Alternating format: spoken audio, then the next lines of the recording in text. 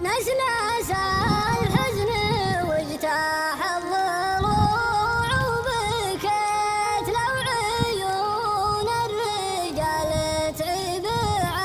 عبرتها أدركتني وأنا هلتها ما استحيتها هي لحظات الفرقة ولوعتها